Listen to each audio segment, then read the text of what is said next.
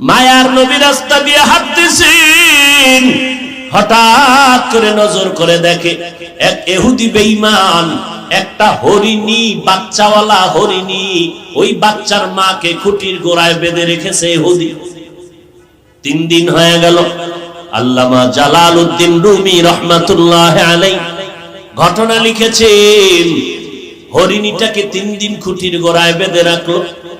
মা পাগলের মতো হয়ে গেছে, বাচ্চাগুলোরে পেলাম না, দুধ দিতে পারি না, কলিজা ছটফট করে। হঠাৎ ওই পথে মায়ার নবী হেঁটে যায়, হরিণী আমার নবীর মোহাব্বতের সালাম জানায় দিল। সালাম জানাই আবদার জানায়, রহমতের নবী